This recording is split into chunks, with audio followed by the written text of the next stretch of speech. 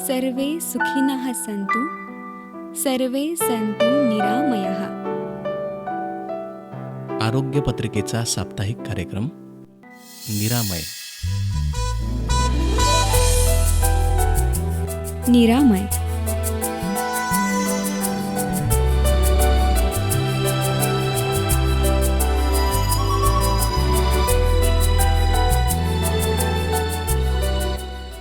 निरामय.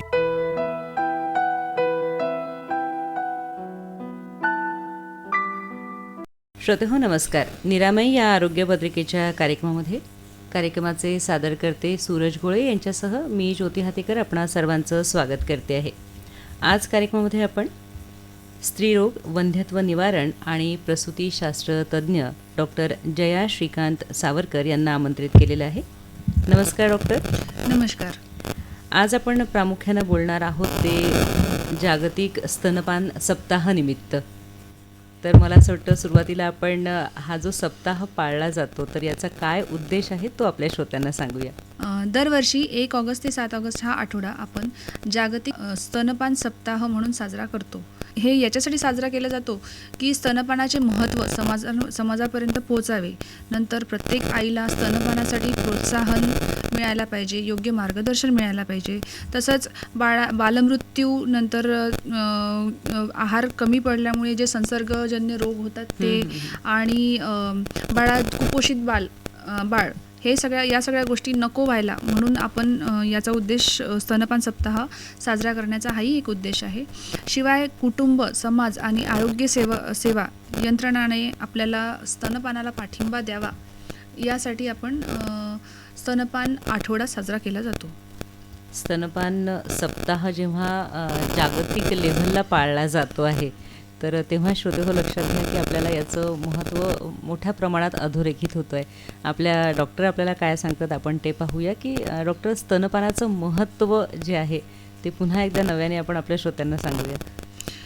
स्तनपान महत्त्व याच्यासाठी आहे की स्तनपानामध्ये म्हणजे बाळाच्या आईच्या दुधामध्ये जे काही घटक असतात, पोषक घटक असतात ते योग्य प्रमाणात असतात. त्याच्यामुळे बाळाची रोगप्रतिकारक शक्ती वाढते. जे संसर्गजन्य रोग आहे, न्यूमोनिया आहे, कानाचे संसर्गजन्य रोग आहे, अलर्जी आहे, याचं प्रमाण त्याच्यामुळे कमी होतं.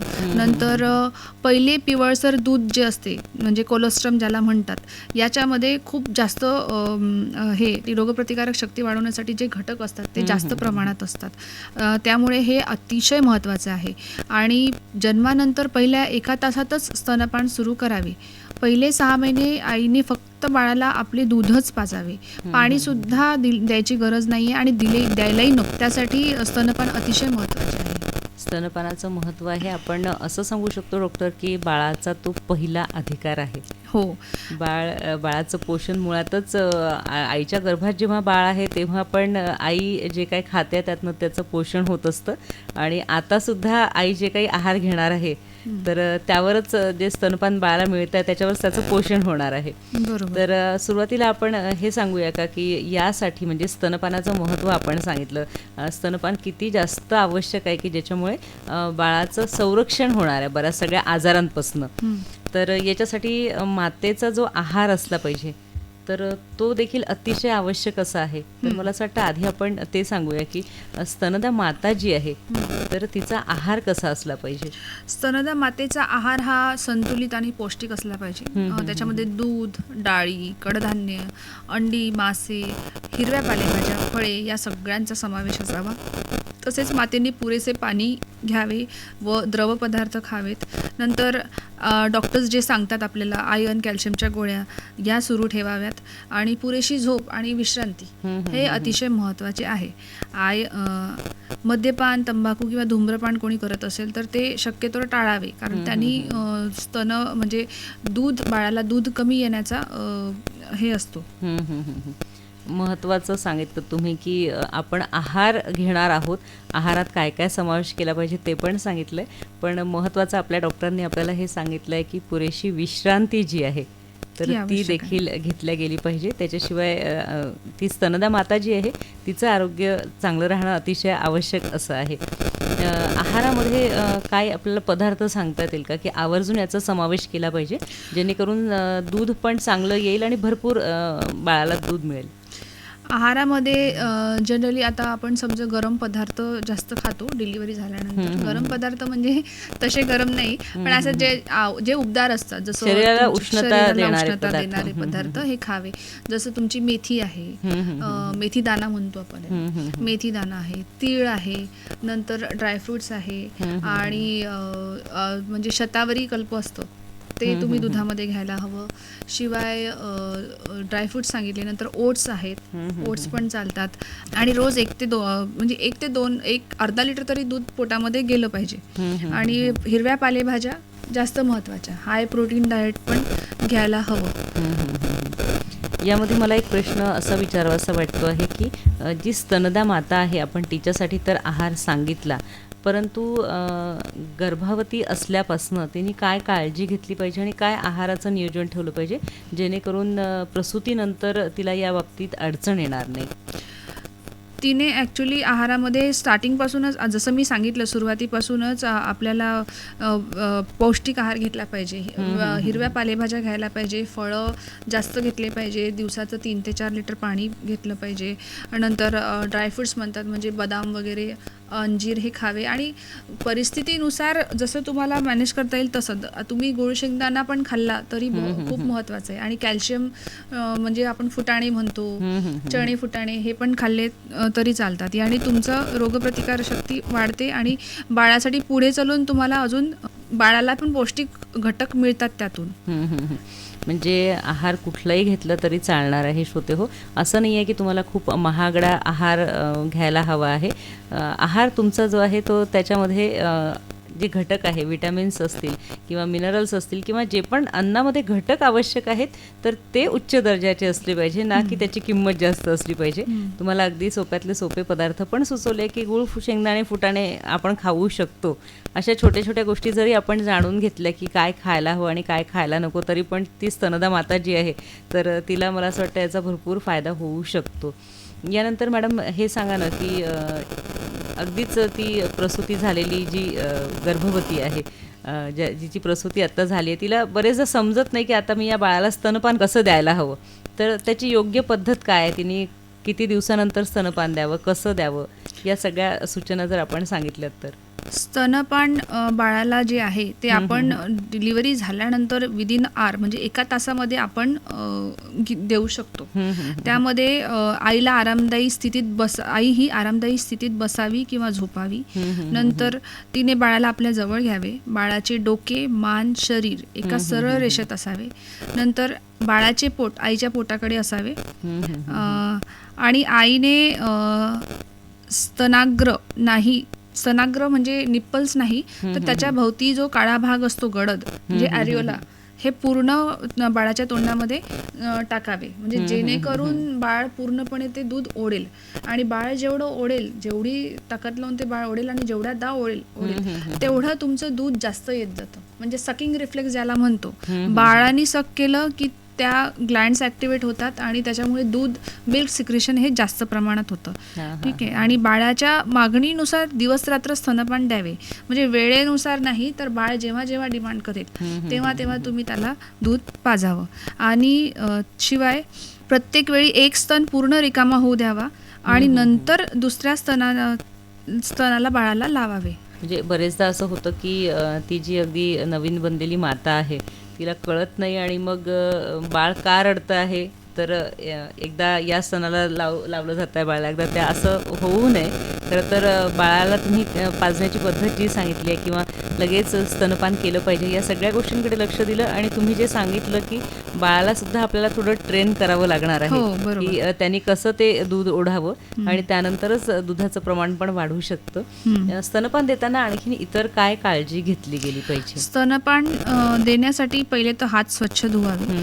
तुमचं बाळ व्यवस्थित दूध पकडतंय का, म्हणजे तुमचं लॅचिंग व्यवस्थित आहे का. मी जसं सांगितलं की फक्त निप्पल नाही, तर दुधाच्या स्तनाच्या बाजूला, निप्पलच्या बाजूला जो काळा भाग आहे त्याला ॲरिओला म्हणतात, तो पण बाळाच्या तोंडात गेला पाहिजे.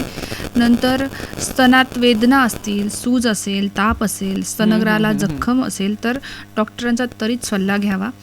प्रत्येक स्तनपानानंतर बाळाला ढेकर काढणं महत्त्वाची आहे. ठीक आहे. आणि बाळाला जबरदस्ती दूध नाही पाजायचे. बाळाला जेव्हा गरज असेल, जेव्हा ते घेत असेल तेव्हाच ते पाळा. ते द्या. जसं तुम्ही नियम सांगितला की दर 2 तासांनी किंवा असं सांगितलं जातं, तर तसं नाही करता तुम्ही सांगितलं On मगाशी demand feed द्यायला पाहिजे. की बाळाला जेव्हा भूक लागली थोडं त्याचा अभ्यास करा की हा नेमका कशासाठी रडतोय ना. एखाद्या वेळेला आपल्याला वाटतंय की त्याला दूध हवंय का आणि कदाचित त्याचे कपडे ओले झालेले असतील, हाही एक भाग असू शकतो. आणि शक्यतोवर बाटली किंवा आपण जे निप्पल वापरतो आर्टिफिशियल, त्याचा वापर टाळावा. बरेचदा असं होतं की भरपूर काळजी घेतलेली आहे, त्याला बाळाला दूध कसं पाजायचं हे बघितलं आहे, आहाराची पण काळजी घेतली जाते, पण तरीही एखाद्या वेळेला दूध कमी पडतं आईचं किंवा बाळाला पुरेसं दूध मिळत नाही आहे म्हणून तर होतं असं वाटतं. तर माझे हे 2 प्रश्न आहेत की बाळाला पुरेसं दूध मिळतं आहे का हे कसं समजायचं, आणि जर समजा दूध कमी पडत असेल मातेचं तर काय करायचं. बाळाला पुरेसे दूध मिळते आहे हे समजण्यासाठी बाळ नियमित दूध घेत असेल, दूध पिल्यानंतर समाधानी दिसत असेल, वयानुसार पुरेशी झोप घेत असेल, लघवी बरोबर असेल, वजन योग्य प्रमाणे वाढत असेल, तर बाळाला पुरेसं दूध मिळतं आहे. म्हणजे एका दिवसामध्ये किमान 5 ते 6 वेळा बाळाने लघवी म्हणजे युरिन पास केलं पाहिजे. नंतर दूध घेतल्यानंतर बाळ शांत असलं पाहिजे, त्यांनी झोप घेतली पाहिजे. हे सगळे त्याचे सायन्स आहेत की तुमच्या बाळाला पुरेसं दूध मिळते आणि त्याचं वजन प्रॉपर वाढलं पाहिजे. जर त्याचं या सगळ्या गोष्टी व्यवस्थित आहेत म्हणजे बाळाला व्यवस्थित दूध मिळतं आहे. म्हणजे तुम्ही सांगितल्यानुसार सगळ्या गोष्टी करायला पाहिजेत की बाळाला दूध पाजून झाल्यानंतर त्याचा ढेकर काढायला पाहिजे, म्हणजे त्याला अडचण जाणार नाही, तो रडणार नाही, तो व्यवस्थित झोपेल. आणि ह्या सगळ्या गोष्टी झाल्यानंतर बाळ पुरेशी झोप घेत आहे. एक 8-10 दिवसाच्या रुटीनमध्ये मला असं वाटतं लक्षात येऊ शकतं की बाळ व्यवस्थित झोपतं आहे का, त्याला व्यवस्थित वेळेवरती लघवी होते आहे का, आणि कुठली काही अडचण असेल तर ती लक्षात येईल, आणि ती नसेल तर मात्र मग आपण आपल्या डॉक्टरांकडे जाऊ शकतो.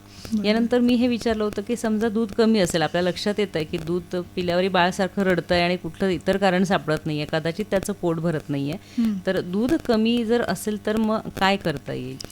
सर्वप्रथम तर बाळ व्यवस्थित लॅच होत आहे का, म्हणजे बाळ व्यवस्थित तुमचं स्तन व्यवस्थित पकडतं आहे का ते बघावं. तुमची फीडिंग पद्धत जी आहे ती बरोबर आहे का, म्हणजे जसं मी सांगितलं की बाळाला घेताना त्याचं डोकं, मान आणि म्हणजे पूर्ण शरीर एका रेषेत असावं, बाळाचं पोट आणि आईचं पोट एकमेकांच्या समोर असावं. ही जी तुमची पोझिशन आहे ती व्यवस्थित आहे का ते बघावं.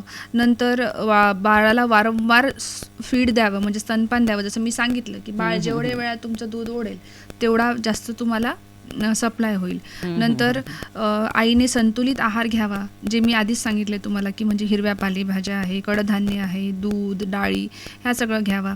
आणि मेन म्हणजे रात्री पण बाळाला फिडिंग चालू ठेवावी. म्हणजे असं नाही की बाळ आता रात्री झोपलंय तर त्याला झोपू द्या बा, आपण नंतर पाजू, असं नाही. रात्री सुद्धा 2-2, 3-3 तासांनी बाळाला उठून पाजावं, कारण बाळाला कळत नाही, बाळ लहान असतं, त्याला समजत नाही की आपल्याला भूक लागली आहे की नाही. तर मग हे आपल्याला पाहिजे की 2-2, 3-3 तासांनी बाळाला उठवून त्याला फीड करावं, हे महत्त्वाचं. नंतर फॉर्म्युला फीड किंवा टॉप फीड आपण जे देतो ते शक्यतोवर टाळावं.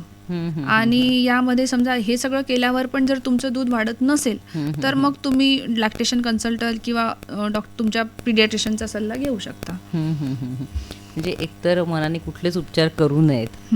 बरेचदा घरगुती पण बऱ्याच गोष्टी खाल्ल्या जातात की याच्यामुळे दूध वाढेल, पण जर आपण एक संपूर्ण गर्भावस्थेत जर आपण आपल्या डॉक्टरांची ट्रीटमेंट घेतलेली आहे तर असा कुठला मला असं वाटतं अशी कुठली समस्या आली तर त्या समस्येसाठी पण आपण आपल्या डॉक्टरांपर्यंत जाऊन पोहोचलं पाहिजे.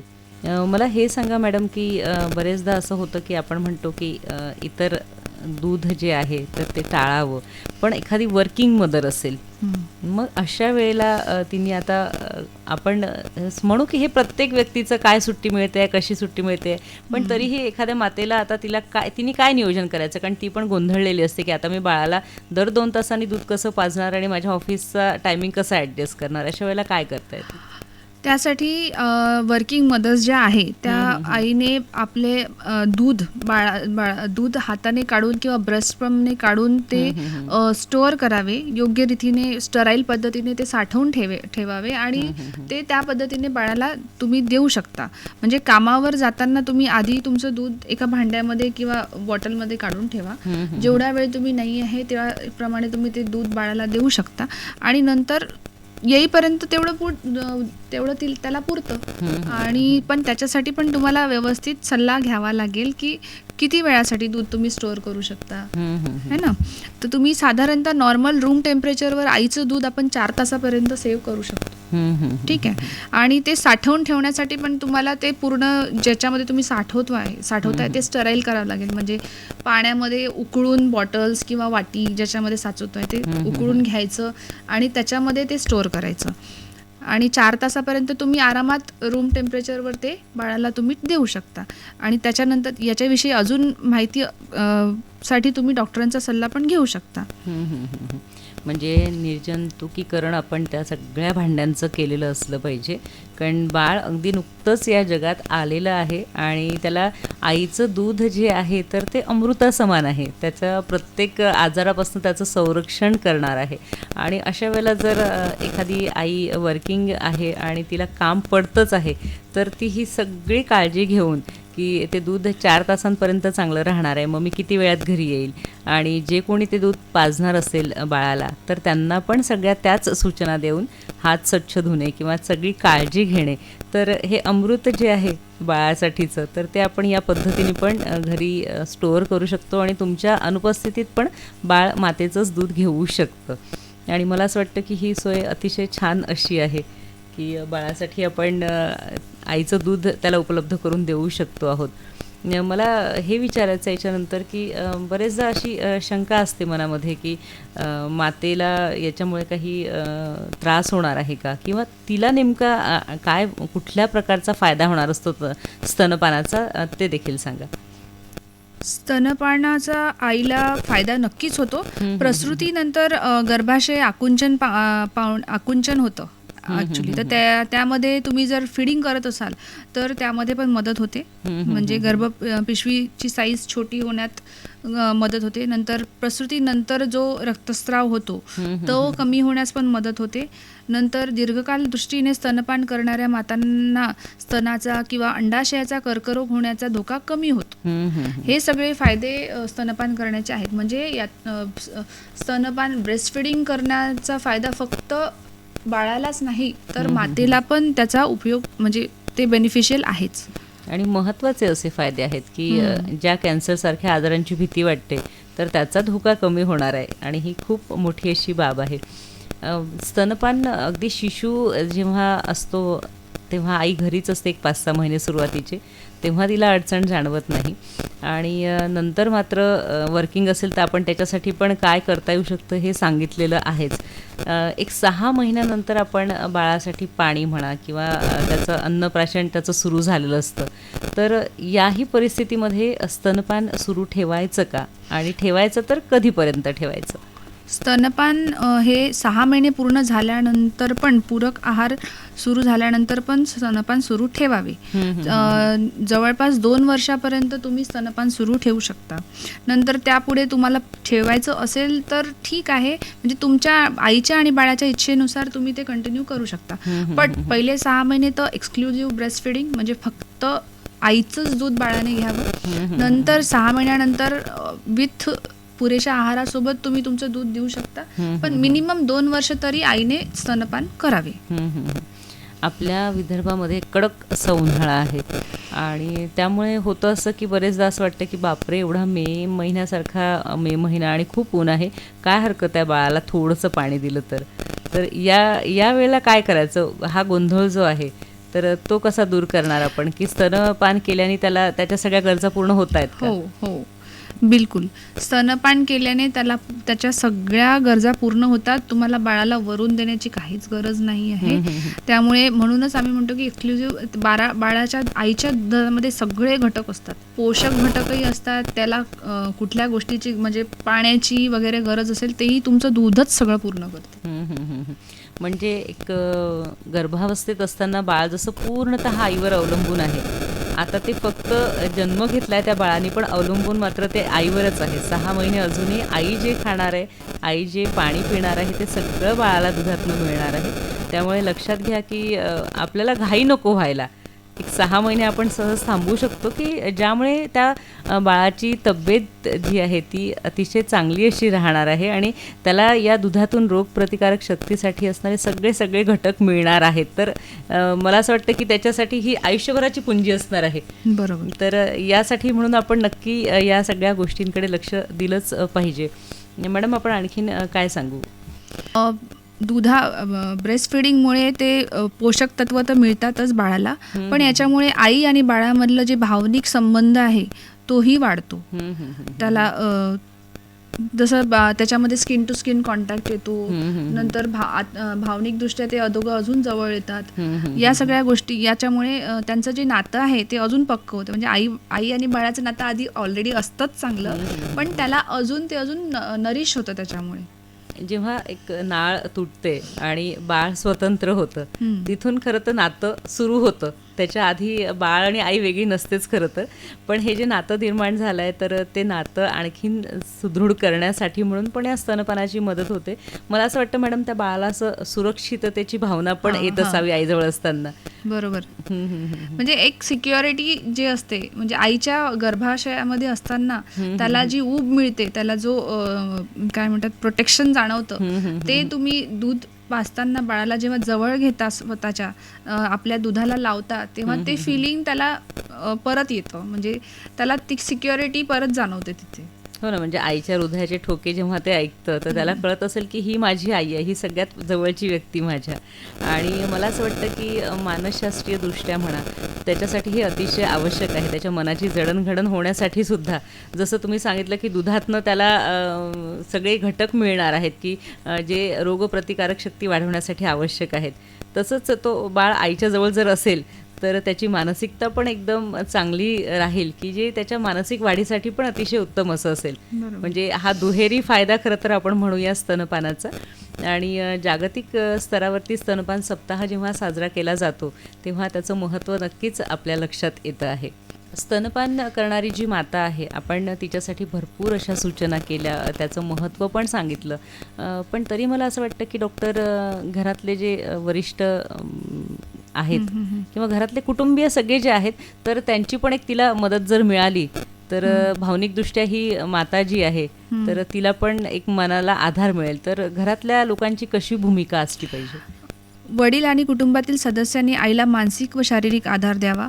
तिला प्रॉपर, म्हणजे ऑलरेडी ती डिलिव्हरी झाल्यानंतर खूप थकलेली असते, तर तिला पुरेशी विश्रांती घ्यायला मदत करावी.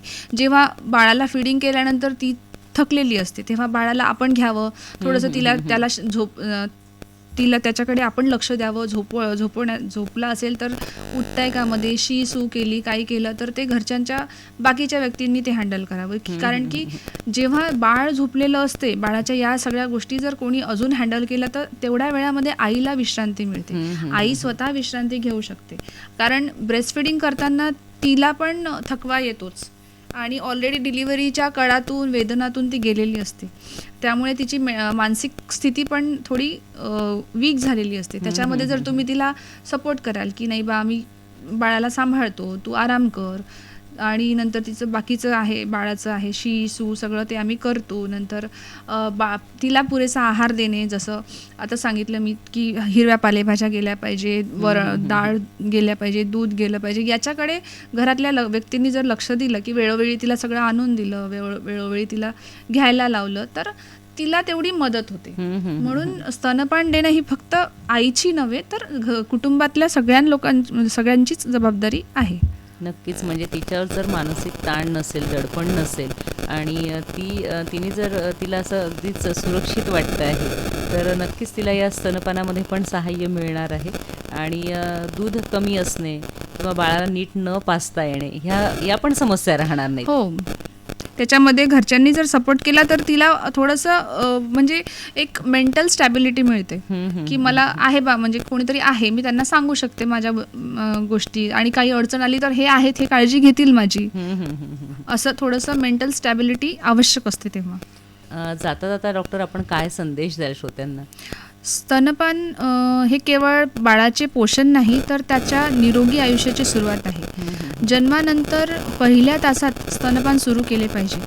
पहिले 6 महिने केवळ आईचे दूध द्या आणि 6 महिन्यानंतर पूरक आहारासोबत 2 वर्षापर्यंत किंवा त्यापुढेही आपण स्तनपान सुरू ठेवू शकतो. आईचे दूध हे बाळासाठी सर्वोत्तम अन्न आहे, म्हणून first 6 months are very important for the mother and baby. नक्कीच स्तनपान सप्ताहानिमित्त आपण डॉक्टर जया सावरकर यांच्याकडनं संपूर्णतः माहिती घेतली आहे. मॅडम, आज आपण आकाशवाणी अकोला केंद्राच्या स्टुडिओमध्ये आलात आणि खूप सोप्या भाषेत ही स्तनदा माता जी आहे तर तिने काय काळजी घ्यावी, तिने स्तनपान कसं करावं यासाठी जी माहिती आमच्या श्रोत्यांपर्यंत पोहोचवली त्यासाठी मी आपले आभार मानते आहे. धन्यवाद. धन्यवाद.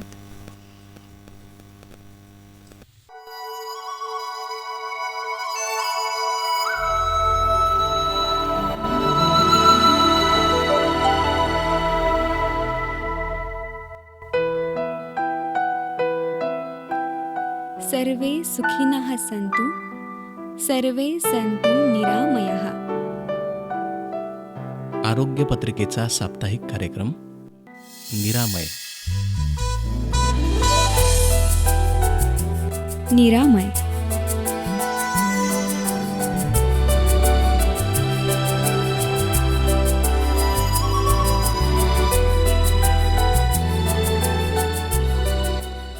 निरामय.